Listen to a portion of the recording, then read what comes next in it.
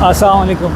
अच्छा, मेरी एक वीडियो यूट्यूब पे थोड़ी सी चली है तो लोग वहाँ पे नीचे कमेंट भी कर रहे हैं और मुझे मैसेज भी कर रहे हैं कि फ़ीमेल्स के लिए फ़ूड पैकिंग की जॉब, मेल्स के लिए फ़ूड पैकिंग की जॉब, जो उनको मतलब एजेंट जो हैं वो उनके साथ झूठ बोलते हैं कि वहाँ पे फ़ूड पैकिंग की जॉब है और दूसरी तीसरी जॉब है और $500 वहाँ पे सैलरी है। यार बात सुने मेरी, मैं आपको एक चीज़ समझाता हूँ, एक जॉब मार्केट का आइडिया देता हूँ। जॉब्स कहाँ पे क्रिएट होती हैं, किन मुल्कों में जॉब्स क्रिएट होती हैं? जॉब्स क्रिएट होती हैं उन मुल्कों के अंदर जैसे सऊदीया हो गया, वहाँ के लोग हड हराम हैं, अरबी काम नहीं करते थे, ठीक है।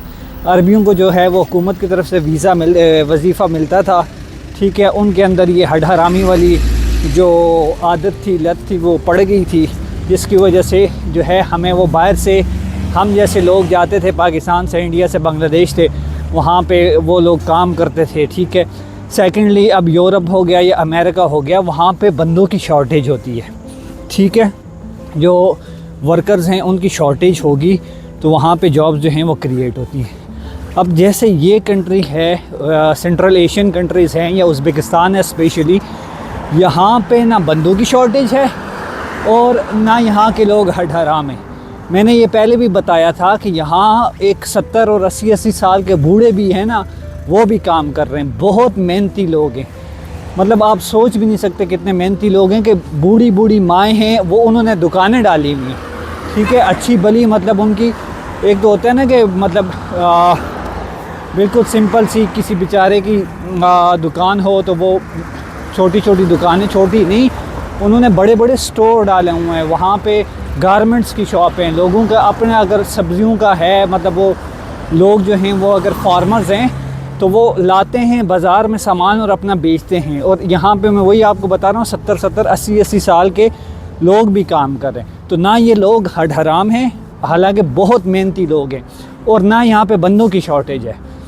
आप ख़ुद सोचें कि जो फ़ूड पैकिंग की जॉब आपको $500 में ऑफ़र हो रही है, $500 यहाँ पे मतलब आप समझ लें पाकिस्तानी 2 लाख रुपया बनता है। अगर आपको पाकिस्तान में अगर जॉब मिले ना 2 लाख की, तो आप ख़ुद सोचें कि इतनी मतलब वैल्यू है $500 की।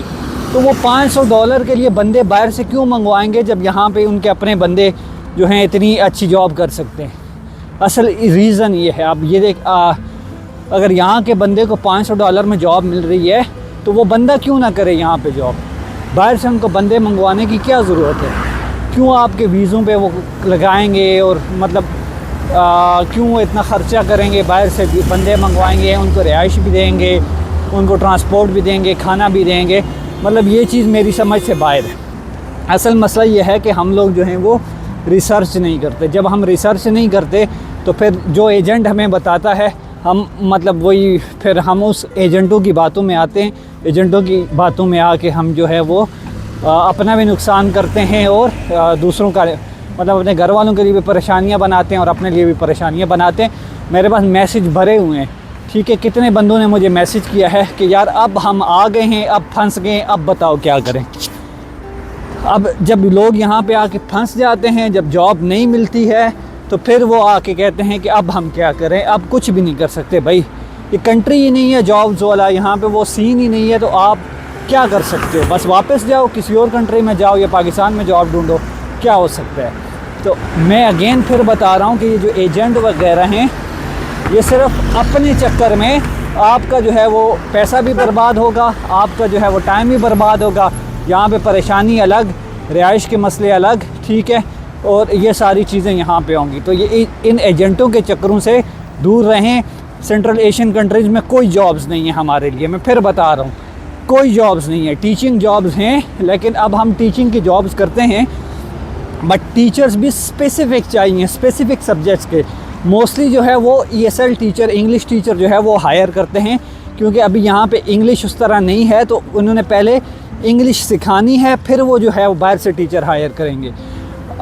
कुछ जो प्राइवेट स्कूल हैं जिनका कैम्ब्रिज का करिकुलम है, तो वो कैम्ब्रिज के टीचर हायर करते हैं। जैसे मैं अब ह्यूमैनिटीज़ पढ़ाता हूँ, ठीक है, ह्यूमैनिटीज़ पढ़ाता हूँ, कोई जो है वो मैथ्स पढ़ा लेगा या इंग्लिश पढ़ा लेगा, इस तरह के टीचर्स वो हायर करते हैं। अदरवाइज़ बाहर से भी वो हर सब्जेक्ट का टीचर भी हायर नहीं करते। तो अगेन प्लीज़ एजेंटों के चक्करों से बचें और सेंट्रल एशियन कंट्रीज़ में आप ना ही आएँ तो बेहतर है। मेरा तो आपको मशवरा ये होगा। जज़ाकल्लाह।